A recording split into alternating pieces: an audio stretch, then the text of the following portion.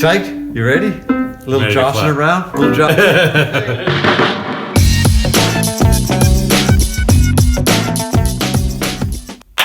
Oh, I missed it. That's Ready? okay. Okay. Daniel has now learned all of Twinkle Twinkle Little Star, which is super exciting. He did it. And he did it in a different key. So Right. take that, somebody. I'm going to teach Daniel where the notes on the piano are. And I'm going to start by saying there's two different systems for note names. The one that you may have heard of more often than not is the A, B, C, D, E, F, G, which is a cycle, goes around and around and around. And the other is solfege, which is do, re, mi, fa, sol, la, si, do. Why they both exist, I don't really know. I've used those words in Scrabble. You use those words in Scrabble. Do, Okay. re, mi. I don't know if that's legal.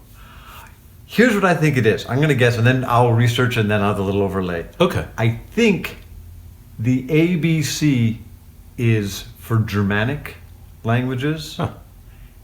and the Do Re Mi, I believe, is for Romance languages. Because I know in France and Italy they do the Do Re Mi, and they sing with that. Where in the Germanic languages it is just with the letters. I really don't know why. Yeah. Find out. Let me know after. Okay, I'll try to be brief. About 500 BC, the Greek philosopher mathematician Pythagoras sort of defined the idea of different pitches by listening to, believe it or not, to anvils hitting, different size anvils. And he heard ratios. A 3 to 2 ratio ended up being a fifth, like a C to a G. About 600 years later, Ptolemy, another Greek guy who was living in Rome, he came up with a system of A, B, C, D, E, F, G. He kept going, H, I, K, L, M, N, O. Yeah, there was no J at that time, so he skipped the J. But that ended up being a 2-octave, and the A being defined as the lowest note that you could sing, and the O was the highest. Now, at about 1000 AD, you got Guido d'Arezzo, who was a Italian monk, and he was writing a Gregorian chant, a song called Ut Quenta Laxis. And what he did was he used Ut, Re, Mi, Fa, Sol, La as his melody, as I guess you would say the lyrics, and that ended up turning into solfege. They even made it into a plaque. Yeah, way to go. Now, a little later on, Ut was replaced with Do. I think it was probably Dominguez. Ut is not particularly easy to sing. So anyway, this kind of went on. C or T got added a little later. And kind of where we're at today is the Latin countries, I guess you'd say the more Catholic countries, ended up using the solfege, where the Protestant, Anglophone, Germanic countries sort of kept more with the A, B, C, D. And that's where we're at today. Okay, so here is the keyboard. Now, we talked about this before. This is a repeating cycle. This is the same as this, is the same as this, is the same as this, as far as the names of the notes go. There's your pattern. What happens is if I'm here and I go to here, I've gone up 1 octave. If I'm here, I go down to here, I've gone down 1 octave. Right. That all makes sense. So here is the pattern to look for when you're learning the notes on the piano. You've got groups of 2 black notes, groups of 3 black notes. Okay? Just to confirm, can you just show me some groups of 2 black notes? Here we go. Ready? Yeah, I'm ready. Okay, we've got 2 one. black notes. Yeah. Group of 3. Okay. Now, as a test, just to confirm you know this, with your group of 2 black notes, could you play a group of 2 black notes that is 2 octaves above that? All right. And 3 black notes, 3 octaves below. Did I go 2? You did go 2. Okay, I need to go 3. There you go. And I'm going to use the other hand even. That's the first time I've used the left. The first time you used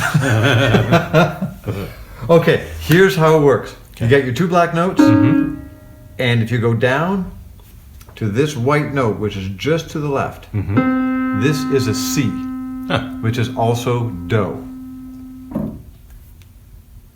Do.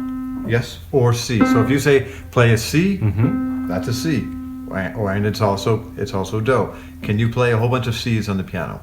Okay, I'm going to do it. There's one. Yeah. There's another. Ah. You got it. Okay, cool. You understand. I understand. You understand. Now, there's two ways to figure the other things. What I like to do, there's two notes I use as for beginning students to quickly find where the notes are, and then you relate the others off those. So that's the C, and the other one is the group of three notes. Right below it is an F. Okay. Okay, so there's your F. Another, yep. There's another F. Another F. Lots of Fs. Okay. Okay. Now, in the alphabetic system, it's laid out very logically, since we all know how the alphabet works. So if this is a C, what is that? That's a D. That is a D, and that is An E. And look at that. Oh, there's F. There's F. C, C. D, E, F. And then the next one is G. And the next one H. is not H. Oh. That's the thing. That is an A. It's a cycle that, in fact, we really should have started with an A. Well, Okay. actually, it doesn't really matter where you start because it's a circular cycle anyway. Okay. But after G, Yeah. you start the cycle again, you go back to A. B, and there's the two black notes. And you're at C, right. And it just goes up and down that same way. But it's good to start at C because, I'm sort of, I'm thinking about, there are the two black keys, there are the three black keys. That orients me. Exactly. Better than just the logical. Right, because the logical thing is, Do you want me to use my... it doesn't really matter because this digital piano we're using is not even the same as a regular piano. The layout is the same, but a real piano actually goes down to a low A. So, and where's this? This goes to G. It goes up a little higher too.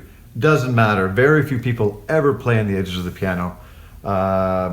It's just kind of doesn't sound particularly nice up top. It's too brittle, and down low, people can't really discern the pitch. At whatever hour of the day.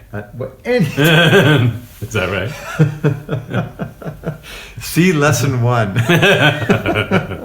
Okay, so this is a C. So what I want you to do right now is just play me 3 E's. Yeah, another E. And now what I would say, oh yeah, you got them. If you wanted to find an E quickly and you're just beginning, you could either count up from the C, which is I think what you did, or you get your F and you just go down 1. Make sense? That's like Singapore math or something. Singapore, yeah. No, okay, that's good. Because you can go, Sure. yeah, we always learn our alphabet going as a linear thing, but it is a circular thing. Yeah, okay. So where is your A? Where's the A's? Whoops. A is here? No, What's this? Here. That's a C. That's a C, so where's A? Here? Think about it. C, what's before C in the alphabet? B. Yeah, and then A, right. Oh, of course. I just kept thinking end of the cycle. Yeah, Right. okay, no. So it's a never-ending cycle. Got it. C, B, A. A, right. C, B, A. Okay, so that's it. Now I'm gonna just, in solfege, it's the things you've always heard. The C is the do, and then it's do, re, mi, fa, sol, la, si, do, or ti, do, depending. There are slight variations in the vocabulary they use, but do, re, mi, fa, sol, la, ti, do. That's it. That's all there's really to it. I'm going to, generally speaking, I'm going to use the A, B, C, D, E, F, G. The reason is when we get into harmony, the chords that you're going to be learning, you always use the letter notes. You wouldn't say a fa major chord. You would say an F major chord. And when it's written down, that's how they nomenclate it. Okay. And nomenclated is a fancy word for... Nomenclature. Yeah. Right. Just naming it. I want to nomenclate. I mean, one of the great things you can do in life is name things, right? So, if I were to nomenclate you, I could nomenclate you best student of the year. Hey, if you like what's going on, you should like and subscribe. Yeah, You should. And there's a little bell thing on the YouTube. You know about this? Yeah, sure. Yeah, okay. Do the bell thing too. And we're pointing in theory that that's where that's going to be. See you next class.